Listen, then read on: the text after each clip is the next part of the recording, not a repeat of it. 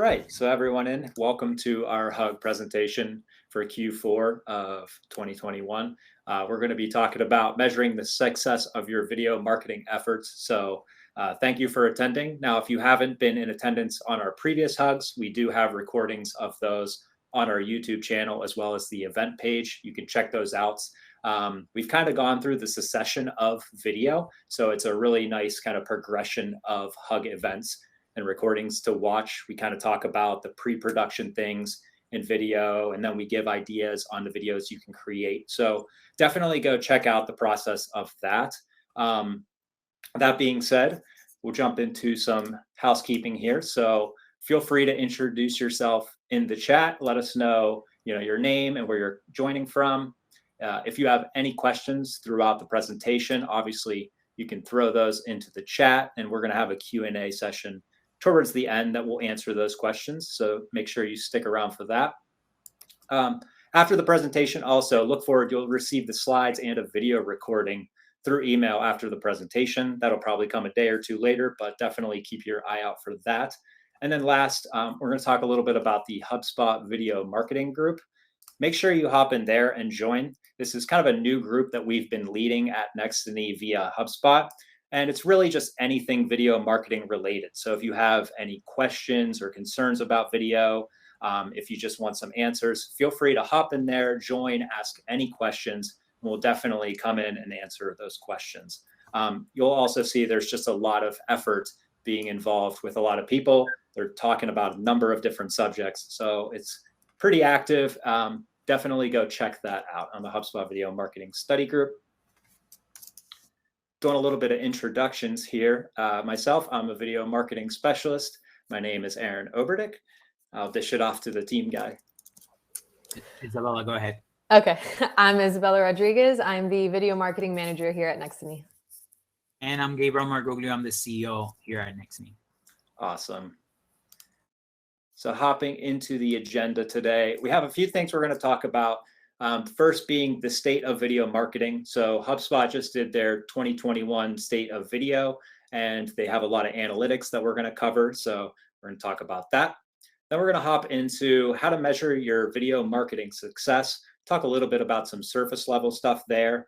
And then we're going to get into a lot of the details. So we're going to focus on 7 metrics today. And when you're analyzing those videos, it's going to be view count, play rate, engagement, your click-through rate, social sharing, conversion rate, and feedback. So we're going to kind of get into the details of why they're important, things you can look out for, how you can improve these, and also things you should avoid when looking and analyzing these. Once we wrap that up, then we're going to kind of dive into the tools to measure the success of your videos. So what kind of software you can use and some case studies that we've done to improve our analysis of video. And then last, we're just going to wrap it up and answer any questions you guys may have. All right, so let's start it off. I'm going to hand it over to Isabella. Okay, so starting with the state of video marketing. So we've collected some stats from Wise Owl's State of Video Marketing Survey 2021 to give you guys a deeper understanding of video's impact in marketing and sales efforts. So here we have a graph that shows the increase of businesses using video as a marketing tool. You can see in years like 2016, 2017, this was only at about 61 to 63%. And you'll also see that this has steadily increased to this year at 86%, which was a 41% increase since 2016.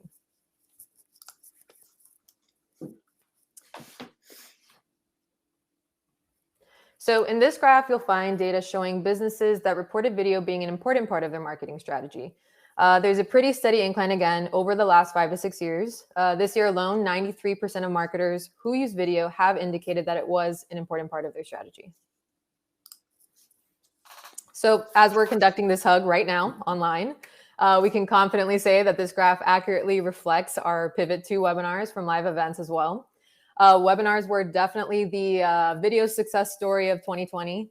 And during 2020, just 46% of businesses used webinars. But in 2021, this rose significantly to 62%. And 91% of those marketers say that these webinars have been a success. So that made this the webinars the most effective video marketing channel in all of the survey.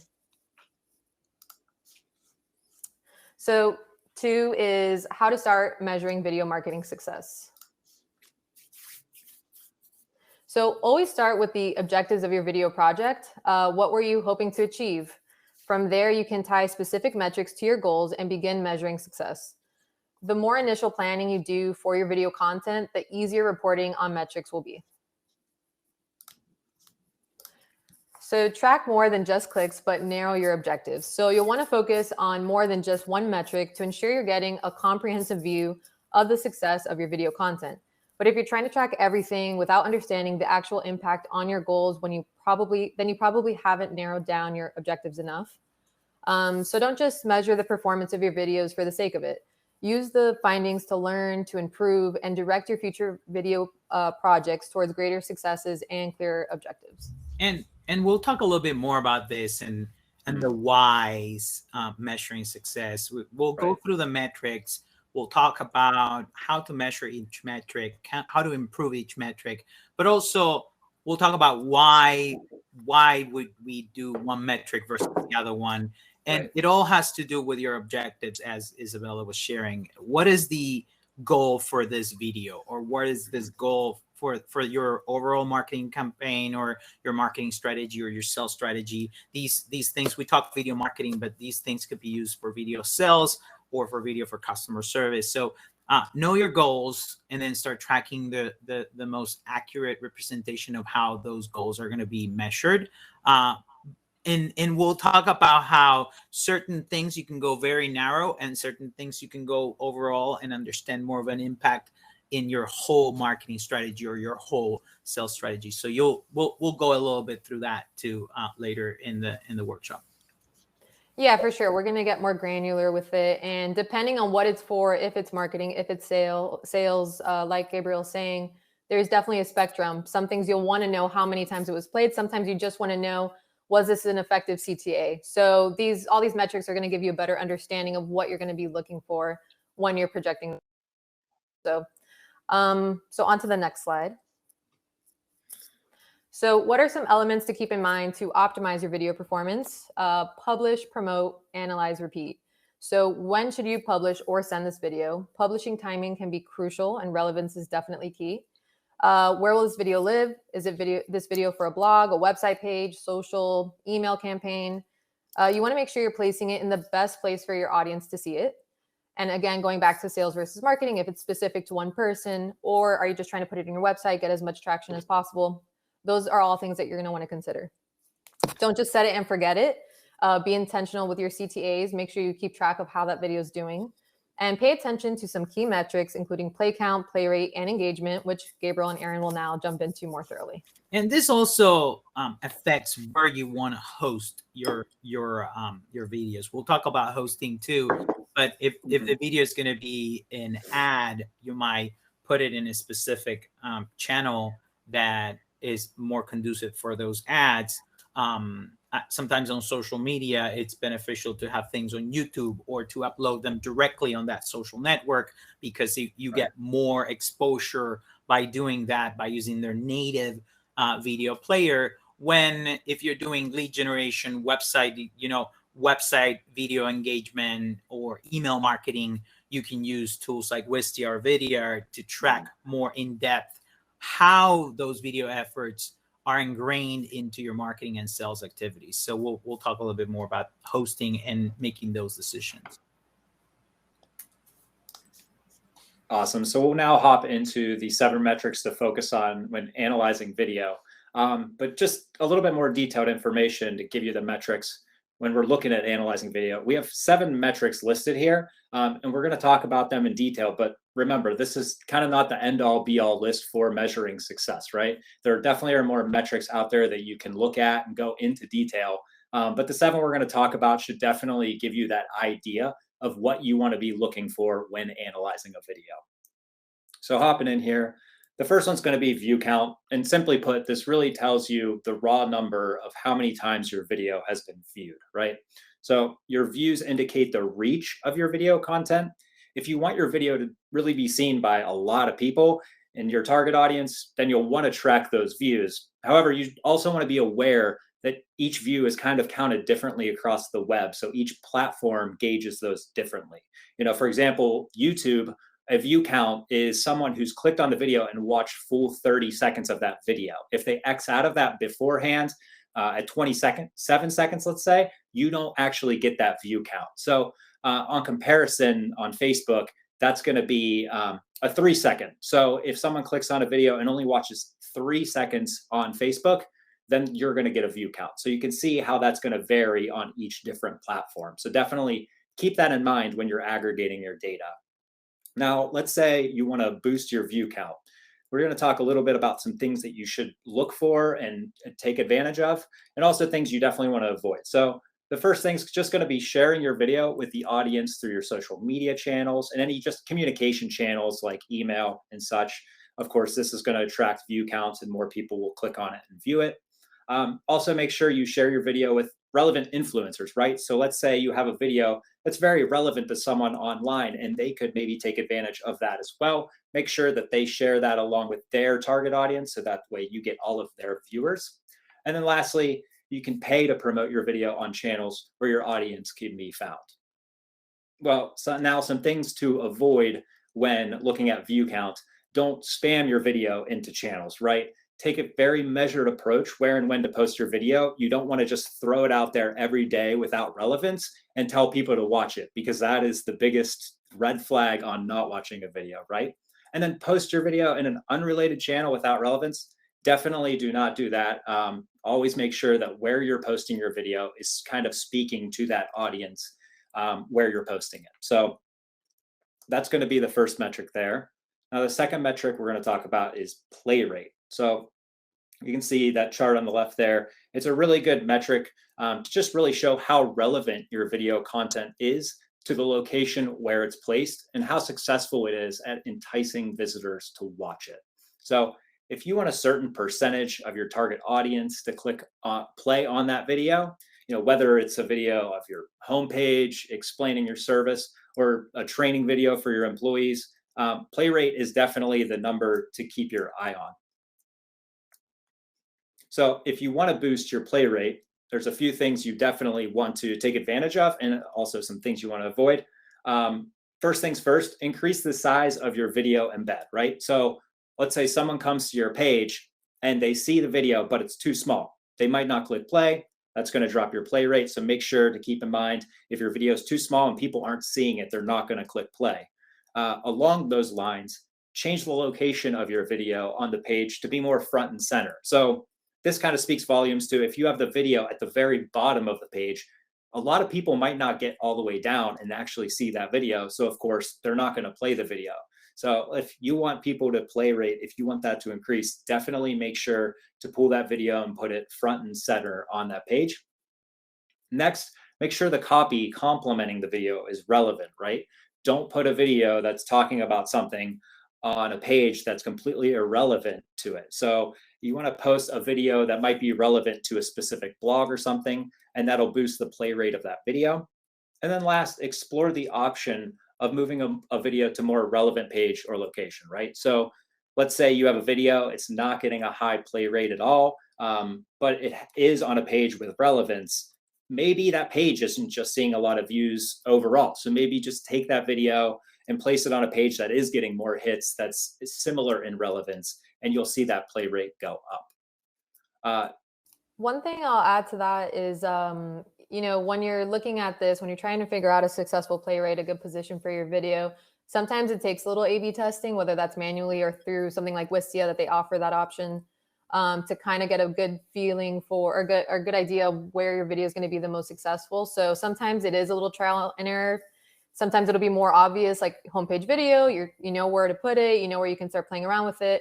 But maybe you find out that it's actually more successful on that contact page, whatever it might be. So don't be afraid to kind of do a little testing, let it settle for a few months, see how those metrics are doing, and then change it around if you're seeing that it's still not successful. Yeah, that's a great point. All right, just a few things. One thing really to just avoid when it comes to play rate, you don't want to spam your play button on your own page to quote unquote boost your play rate. So I've seen this strategy a lot of times. People on YouTube try to do this. And what they do is they basically just refresh their own videos, click play, let 30 seconds go, and they get their view counts and their play rates up. And technically, yeah, that is true. From the external side, you can see that the play rate and the view count will go up. But what happens is the algorithm of all of these companies, they'll see that it comes from one IP address or one location, and then they won't recommend that video, even though it might have that high play rate, just because they can see that it's kind of aggregated from one central location. And so someone's kind of cheating the system. And so they know with that algorithm to just not recommend that video, even though it might have a lot of plays on it. So definitely avoid that. Okay, so when talking about metrics here, we're on the third one. We're going to go for engagement. So engagement is really each viewer shows how much of the video that they watched, and it's expressed more as a percentage. So that's along with average engagement also is a percentage, and it tells you how much of your video all viewers have watched on average. So this metric is incredibly useful, especially if you see it expressed as an engagement graph, which shows how your audience as a whole has watched, rewatched, they've stopped watching the video. So with this data, you can really start to gauge the quality and usefulness of your videos. So, again, with engagement, our viewers, are they watching it all the way to the end, as they might do with something with a story? Are they jumping around to maybe more specific parts on a video? So for example, a Q&A video where they might just want to see the answer of one question. And also, if you have a call to action at the end of your video and you want your audience to reach it, you may realize that a lot of your audience are dropping off before that point. So engagement gives you a good idea of whether, to add that CTA maybe a little bit earlier or not. Engagement also is relevant to almost every type of video in the industry. So at the end of the day, you really just want your video to be watched, right? Keep in mind that the purpose of your video, to be aware of low average engagement, isn't always a bad thing.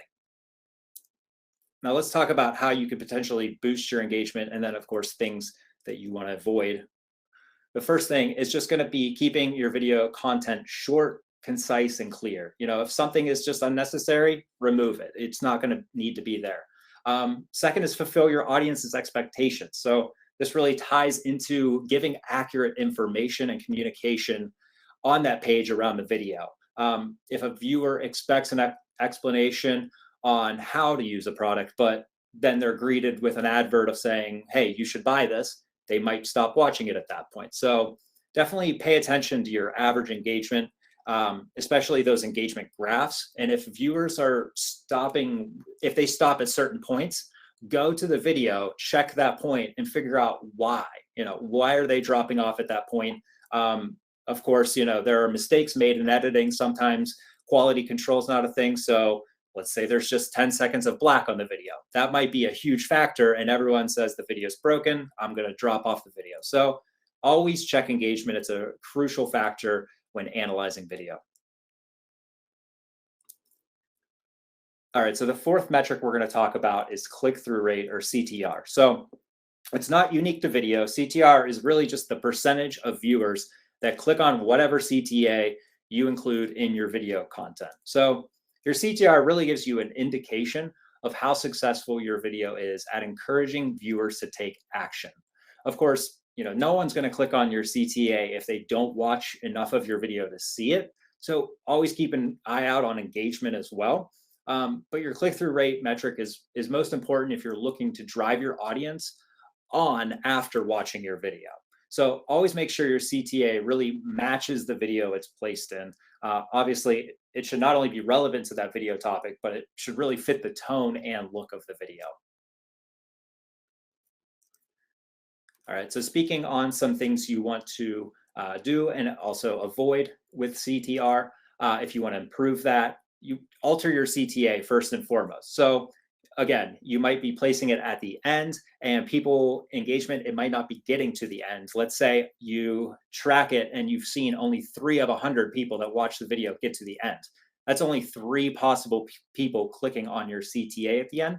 So definitely try to maybe pinpoint it in a different location on your video just to make it a little bit more visually appealing.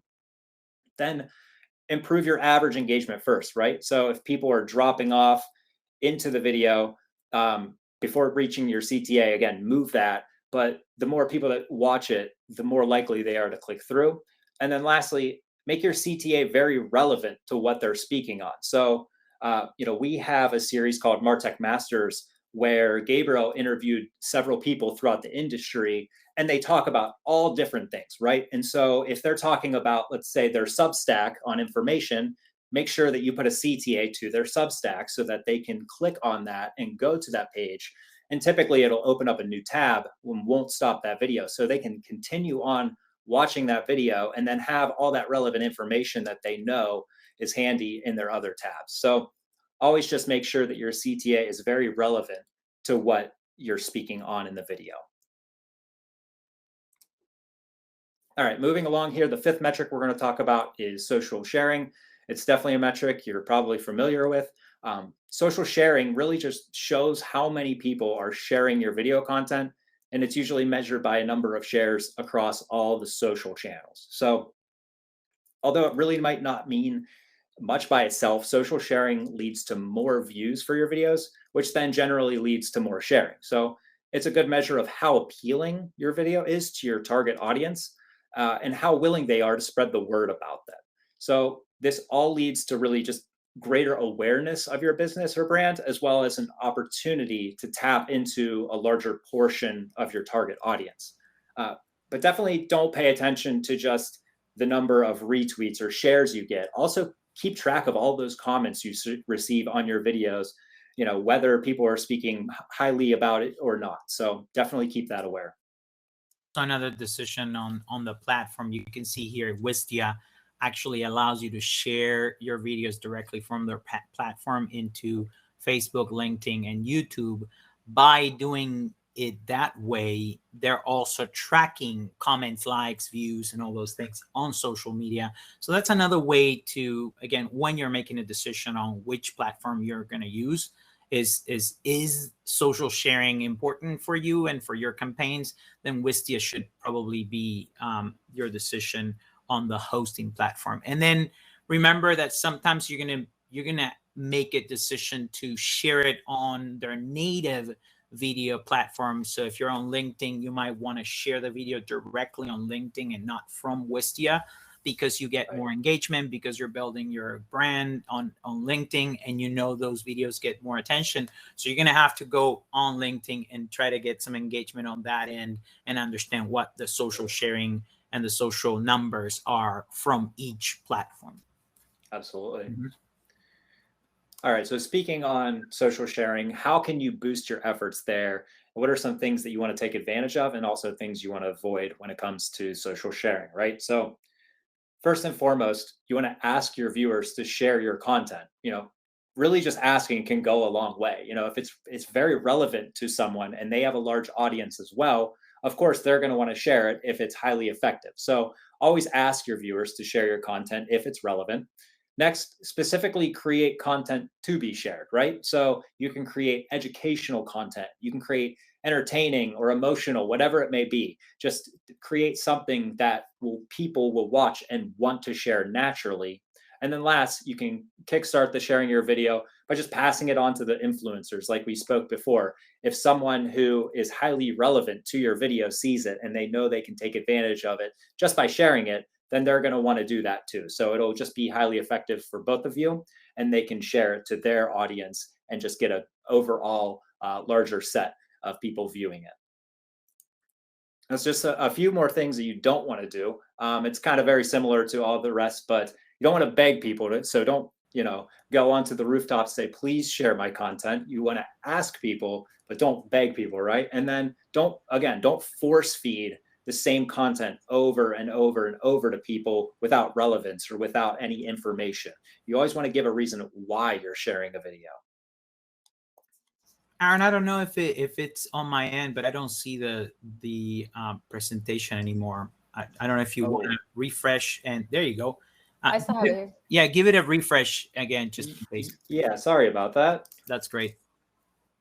Looks good. I just got a connection unstable. That might have happened there. Did you guys lose me? We see it perfectly now. Perfect. Okay. we'll hop back into this. There you go. Social sharing. Awesome. Here we go. Okay. So the sixth metric we're going to talk about is conversion rate, right? So the conversion is really just the number of leads or customers that you have gained thanks to a piece of video content. So depending on the conversion opportunities on your site, they might have filled out a form, they might have subscribed, maybe they made a purchase. Any way of these ways, they have converted into a customer. So this number can really be expressed as a percentage of all viewers that convert. So that's your conversion rate. This metric is a little bit trickier to track. It'll probably involve some setting up some separate analysis software to your video host. So this is a really good metric to measure through Google Analytics. So basically, how much will watching your video count towards the eventual conversion of that viewer? Does it only count if watching the video was the last thing they did before converting?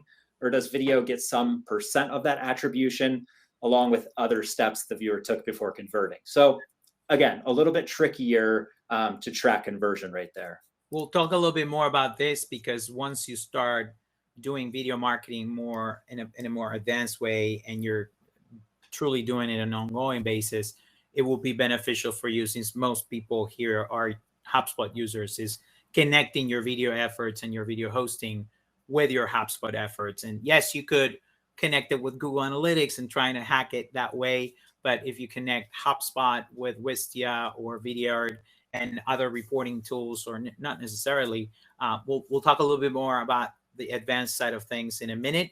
But definitely that will help you understand conversion rate, closing rate, and more than that. Absolutely. Okay, so let's say you want to boost your conversion rate, right? What are a few things you can take advantage of and do versus things you should avoid? You'll see these are all very similar in terms of all the metrics. But first, again, making your video really relevant to the target audience and what they want to know at that stage of the funnel. Of course, it's really important if they're about to convert, kind of giving them the final steps and understanding exactly what they're going to receive. But if they're at the very beginning, not giving them those ending steps, making sure that they're kind of just introduced to what you're offering and very surface level stuff so they can gauge and get a better idea if exactly that's what they're looking for. Always provide that valuable information and make sure you answer your audience's questions or really allay their fears as well. And then place your video in the right area of your website to drive those conversions. Now, things you want to avoid, again, force feeding that information to the viewer. Don't just throw it out there without relevance. Always make sure that your video has a reason to live where it lives. And then never push the sale at the end. Always make sure that they're comfortable in getting what they want rather than forcing them into something. All right, so hopping into the last metric here that we're going to talk about, it's not necessarily a measured metric, but it is important, and that's going to be feedback. So this is really just how the viewers react to and comment on your video content. So to get a true feel for the reception of your video, you really need to listen to your target audience and the communities that they engage with. Keep a note of both the digital and in-person comments you hear, and then try to judge that tone of the comments, the overall reaction of your video. Positive is generally better than negative, but we all know the complex human emotions, and you may not always be getting what you're looking for in that kind of feedback. But because of the qualitative nature of this feedback, it's really hard to suggest ways to improve this metric. However, don't forget this more human side of the data, and don't be afraid to use it as evidence to create video content more tailored to your target audience in the future. All right, and then these are just the most important metrics when it comes to measuring the success of your video content, but they're really, again, they're not the only metrics. You may want to track more specific metrics, kind of depending on your video objectives, like G said initially. For example, if you create a Q&A video to address common concerns, you may want to monitor if the number of calls your support staff receives are reduced, right? So definitely pay attention to the data, but don't jump to conclusions. Think about why things have changed, whether they're better for worse, and kind of what they mean down the line, right? It might seem like you're boosting your conversion rate is always a good thing, but it's not if every new customer you gain is the wrong fit for your business, right? So most of all, just remember to learn from these metrics to continually improve with each video. And that's a great segue, because feedback is something we're going to talk about on the tools to measure the success of your video. But before we go into tools, I always and you can go to the next slide, Aaron. I always right, like, why are we doing this video? Why are we doing this piece of content?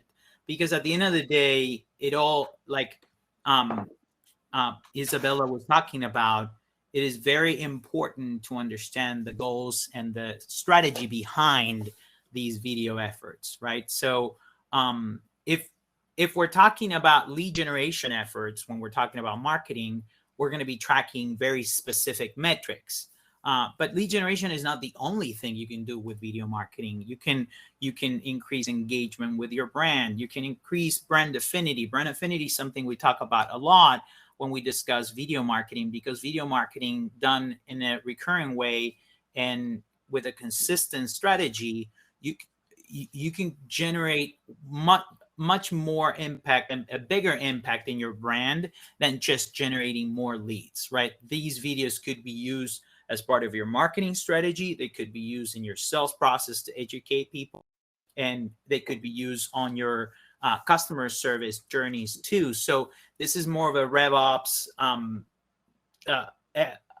RevOps strategy, where you're thinking about everything that produces revenue in your company, and you connect video to those efforts and increase whatever the metric is at that specific tactic. So if you're trying to get less calls for your customer service team, like Aaron was talking about, and you create a platform that showcases your videos with how-tos and explains how to do things, that could be a metric you need to follow. You need to follow, calls to the call center, or chat conversations, or solved tickets, things like that will be connected with that end of the spectrum. Same thing with sales. Are videos closing more deals at the end of the day if a salesperson is using video to connect at a more human level? Now, there's also the aspect of brand affinity, that if you start using video on an ongoing basis, and we talk about this a lot, is creating a video series, a video show, a video series that turns into a podcast series. All these efforts that could start as video marketing efforts become more of a brand affinity effort, where yes, you'll get some lead generation out of it, but you'll also get people connecting with your brand, people coming back for more to learn from it. There are plenty of examples of people creating, companies, all kinds of companies, B2C, B2B, software companies, healthcare companies. It doesn't matter. Every industry is different, but video series could be applied to pretty much all of them. Once you start creating consistent efforts to help your audience, and you start connecting with that audience, and you start creating a community around that audience, then that micro audience becomes the lovers of your brand, right? Your brand starts getting followers that are not just clicking follow or clicking subscribe. They're true followers that are excited for your new piece of content because they really see the value in it. So once you start doing video marketing in that sense, and it becomes more of a brand affinity effort, you don't need to only track visits or clicks or views or conversion rates. You need to start tracking things that are more related to how to track the love of your brand, how to track people engaging with your brand, people spending time with your brand. The more people spend time with your brand, the more affinity to your brand they have, the more they will talk about you with other people, the more they will recommend you, the more they will actually buy. A good example is, even though this is a software company and a super catchy software company, MailChimp, they created a whole series of video series. They have shows, and most of them have absolutely nothing to do with marketing or email marketing in particular. So these are shows that are very engaging. These are shows that are funny. they have sitcoms, they have all kinds of things. They have MailChimp Present is what they created. And you might say, how does that have anything to do with selling email marketing software, right? Or how does, any video series have anything to do with selling the product if it's not specifically related to the product? That people that engage with that content have a higher probability to actually buy MailChimp whenever they need it. So there is a correlation to that. But one of the things you can start tracking is hours watched. That's a very simple metric that is combining some of the things that Aaron was talking about before. Once you know how many hours people are watching your content, then you start analyzing what efforts have more hour watch and which micro audiences are being more impactful in your brand. And if people really want to come back and really engage with your content. Of course, you can track subscribers and things like that. But I also love that last tracking measure that Aaron was talking about, which is feedback. Because at the end of the day, we have many video series. We did coffee talks, we did Martech Masters, and the best metric is when I'm in a sales call with someone and they say, "Oh, I was watching your videos on, Isabella or Aaron or Kara," or they talk about some of our team members like they know them because they've already engaged with content and they already know what they're going to get when they work with us, when they engage with us. That kind of brand affinity is one of the biggest, it's the holy grail of video marketing. Once someone connected with your brand at a point that they're willing to talk about it in a personal, human way, that's what you're trying to look for. So look for and try to measure or at least quantify, understand if people are talking about your brand, are referring your brand, are mentioning it when you're not asking, which is very, very important. So if we move forward into measuring more, again, you have two worlds here. One is very ethereal where, we're trying to understand if people talk about us and if there's love for our brand, but there's also the metrics we can definitely track. And that's also a very important thing for us to understand if there's a real impact in your sales, if there's an impact in your bottom line, when we do video efforts. So of course we chose Hubspot, Wistia, and Databox. We are partners with these three amazing software companies, and we combine them to actually run amazing reports for our customers. So if we go into these things, first of all, you have the tracking, the measures that the different metrics that Aaron was talking about, play rate and total plays and actions and click-through rates. That is very important to start on a per video basis. You can analyze a video and say, what's the engagement? Is the average engagement too low? Do we need to make it shorter? Do we need to change the thumbnail? Things like that. Are people not clicking? The play rate is very low. Let's change the thumbnails. Should we try a video thumbnail? Should we try a different picture? Should we include human beings on that picture so there's more clicks because there's more human connection? So all those things are things that you need to start doing. And the best way to do it is to track all these things with a great tool like Wistia. We chose Wistia because it has one of the best tracking tools out there for video marketing. Now, Wistia allows you to embed your videos on your website, and they look like when you embed a YouTube video, but the video is not on YouTube. So this video will be searchable and will be found by Google.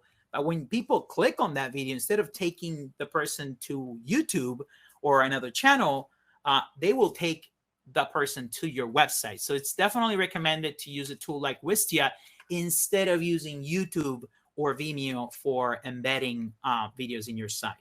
Let's keep moving on to the next slides.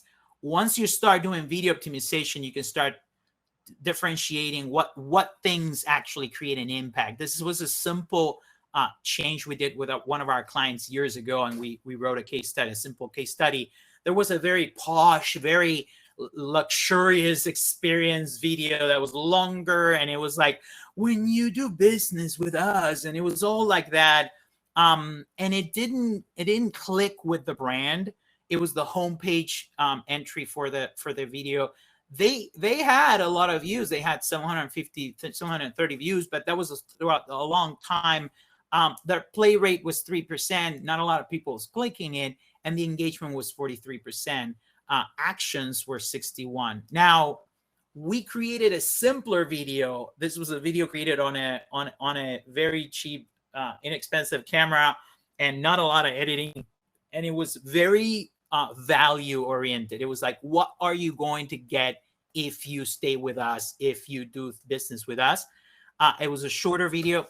You can see higher engagement, higher click-through rates, but the most important thing is the conversion rate grew 25 times, not 25%, 25 times from one video to another one. So this is the kind of impact you can create when you're actually looking at your numbers and you're tracking these things on a per video basis. So the next step, once you have per video analysis, you need to start thinking, okay, how is this video impacting this landing page or this email that I'm sending or this ad campaign? We'll talk about that more often later. So when you start to understand how video affects your leads, they're going to engage with the landing page, with the email, with your social post. They're going to come back to a website page. So you're going to see that your page side, time on site is going to grow. That increases your SEO. You're going to see that people convert at a higher percent on a landing page. All those things are important, and you can start tracking those. But then once you start getting a grasp of the journey of a whole, someone that visit your website for the first time because of some efforts that you created, starts engaging with you on multiple pages, comes back because of social media ads, receives an email and clicks on it and watches the video, and then they become a customer. You can see a full picture. Once you have Hubspot connected to Wistia, these two tools integrate incredibly with each other. This is a view of one of our clients on Wistia, and you can see the journey. They watch 14 videos, 6 different website visits, watched 7 times and then rewatched it. They watched 45 minutes of video, right? And the video engagement was 99%. At the end of the day, these people came back to the actual community. This is a developer we work with, a home developer. And at the end of the day, they bought a $3 million home.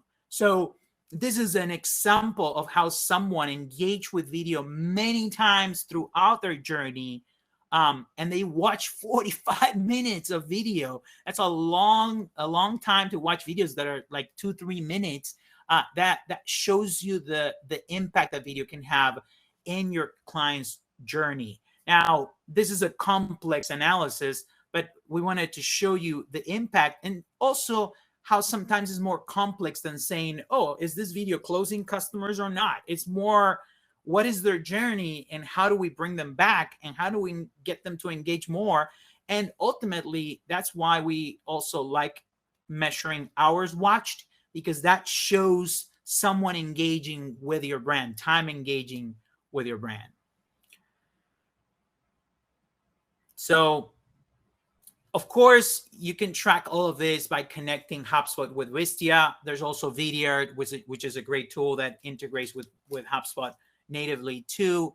The different tools, we'll talk a little bit about that in a second, but we also use reports that are done in DataBox, and we'll show you some more in a second. So understanding which leads are watching video, which leads are not watching video, which customers are watching video, have watched video, which customers haven't watched video, and creating lists inside Hubspot to compare those will allow you to see more of a bigger picture. As you can see, we went from individual video metrics to then landing pages and other efforts to then understanding the journey of one client.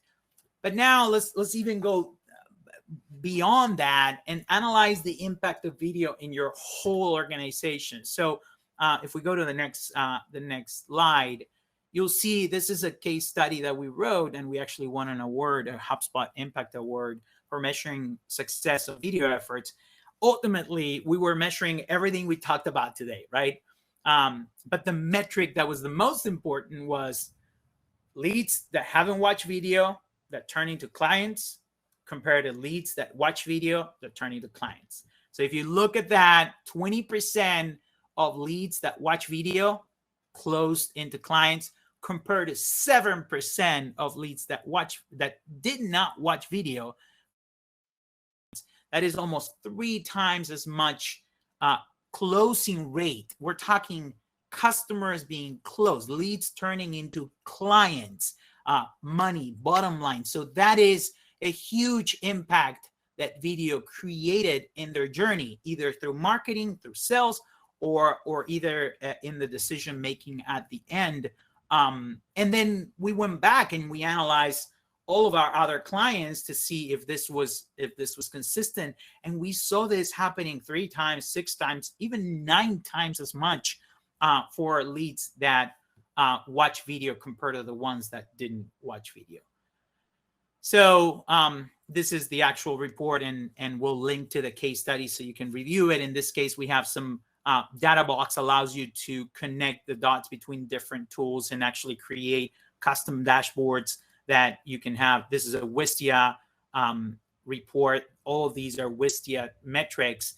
These are Hubspot metrics from Hubspot lists. And these are calculations that we made in DataBox with all this data. So you can create your custom report when you're thinking about measuring the success on video. This is very specific to certain metrics we wanted to track, but it ultimately is getting that measuring that impact at the end of the day. And I think this was an updated one that shows that even bigger than 3 times as much when people have watched video.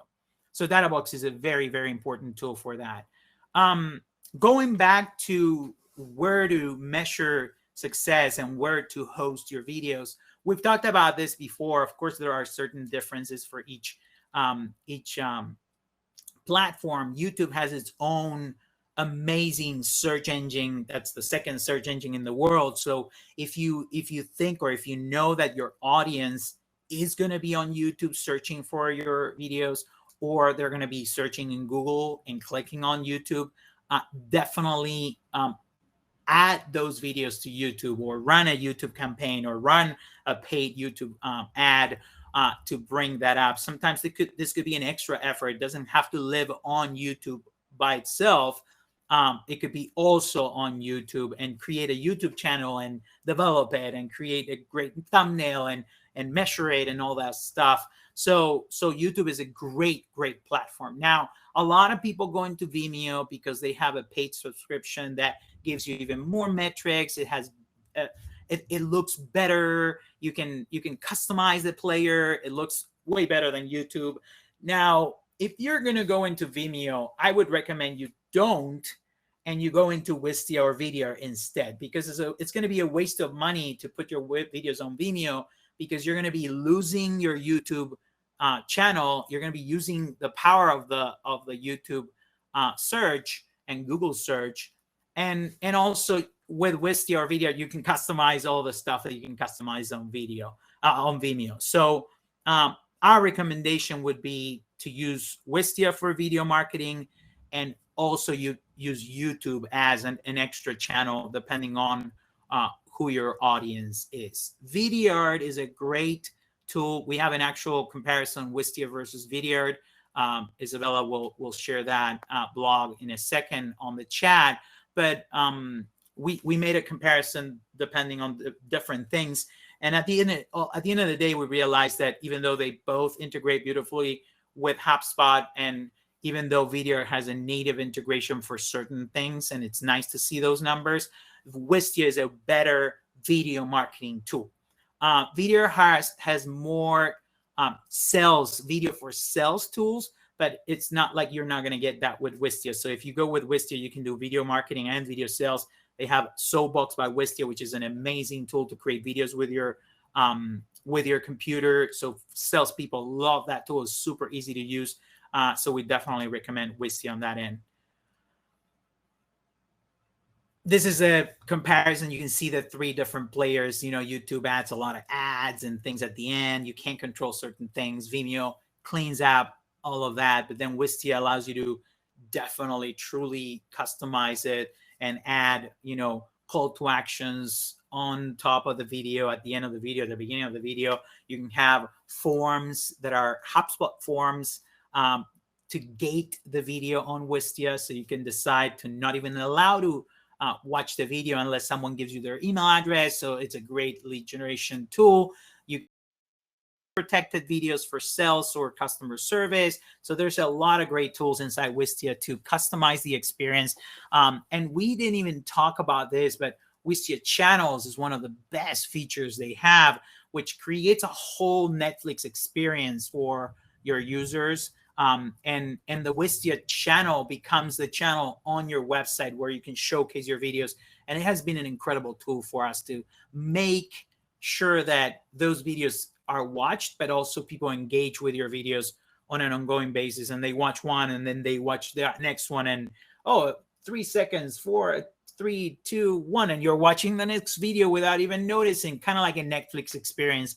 And it's incredible how that increases, you know, play rate, increases, you know, hours watch and all that stuff. The experience that you create for your users is very important. And just because we get this question a lot, you know, people are like, but how do I measure success on paid ads? Because, and this is a very, very good question, especially because people are putting a ton of money there. So they want to know if it works or not. A lot of the measures that we talked about today are important for this. But ultimately, just like Isabella mentioned, you want to run some A/B testing. You want to run, you know, the same ad on text with a picture and with a video. You want to run 2 different videos, maybe one shorter, one longer. Your ads, it's critical that you do these tests. If you're running ads professionally, if you're doing it right, you're going to be running these tests constantly to see which keywords are the best, which ads are the best, which videos, which pieces of content get more clicks, more conversions. So ultimately, it's all about understanding the comparison between things. Not so much, do I put a video or not? Yes, use video on paid ads. It increases the probability because people have very low, very short attention span nowadays, but they love engaging with video. Make sure that with ads and with social media, you create videos that can be watched without sound.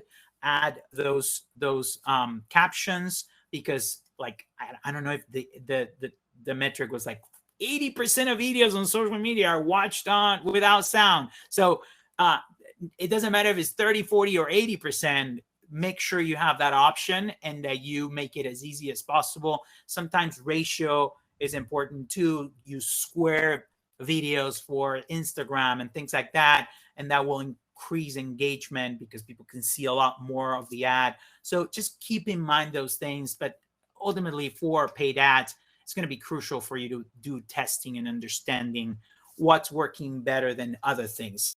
You're going to create an ad and the text ad is going to kill it and nobody's watching the video, and you're like, why? And then you create a shorter version of the video, or you create a video that starts faster and it doesn't have so much of an intro or things like that, and it creates a big impact. So don't be discouraged. Just do some tweaks and keep tracking what the impact of that video is. So I know we've talked about a lot here, and we have almost everybody still here. Any questions about this? And of course, if you have any questions that you don't have time today, or you're watching this recording, you can come back to the Hubspot community, our video marketing study group, and engage with us, ask us any questions there. But if you have any questions today, you can definitely let us know in the chat regarding measuring success on video or anything else. Now, the video marketing study group, we're always connected, and we can answer any questions there. And of course, join us for our video marketing office hours. Our next event is going to be on November 4, and we do those every 2 weeks. So Aaron and Isabella put together a great show. They actually create, the updates on everything that's coming. They talk about tips and tricks. So let us know if there's anything else that you need there. And of course, engage in the community. Yeah, everybody, thank you so much for coming to attendance. Definitely register for the next office hours that we're going to have. That's next Thursday, so a week from today. There's a lot of information. We didn't get to one of them, so there's been 5 weeks now that we've had. So 5 weeks of information that I'm going to be presenting next Thursday. So definitely register for that. Bye, guys. Thank you for joining. And yeah, once again, send any questions you have into that study group, and we'll be happy to answer them. There's a when it comes to call to action links when sharing a new video, should it be positioned at the end of the post? That's a great question. Actually, we had some metrics from Wistia on their state of video that they posted at the beginning of the year, comparing what happened in the pandemic. And they talked about beginning of the video call to actions being very, very successful. Now, as always, video call to actions depend a lot on everything you're doing. Now, sometimes it's like a call to action at the beginning could stop the video so people don't know what the value is. It depends if they're already on your website. If that video is on your site and all the value is around the video, if you have a call to action at the beginning of the video, maybe 5 seconds in, you'll get them to click on it. And that's the one that they were talking about how successful it was. But then if the video is the value and the video is showcasing the value, then the call to action should be towards the middle or towards the end. That's why sometimes with Wistia, we run some tests and we put some on-screen call to actions at the top left, so people can click on those while they're watching. But then we put one at the end too, just in case with the end, right, at the end of the video. Aaron, Isabella, anything else to add there? No, I mean, you hit it spot on. Yeah, I would say, if it's a lengthier video, typically putting them earlier is probably a good decision. Still having it at the end, because if they're watching the whole thing, they're getting all that value. They still want to make that next move, right? So you're kind of helping them decide where to go next. But sometimes people make their decisions really quickly. And like Gabriel was saying earlier, the attention span could be pretty short. And sometimes they're like, okay, I'm good. I can click through. So yeah, just getting a feeling. And if you're seeing that it's not a successful CTA, like Gabriel was just saying, go ahead and move it around, see what's working for the video, what ends up working over time. Everybody, thank you for connecting. And if you have any questions, again, let us know or connect with us in the Hubspot community on the video marketing study group, or join us 2 weeks from now, November 4th, for the Hubspot. 1 week. Oh my gosh. This messed up. Coming up quick. November 4th, next week, next Thursday, for our video marketing office hours. And then 2 weeks after that, we will keep going on those. Let us know if you have any questions. And thank you for joining us today. Thank you, guys. Yep. Thank you. See ya.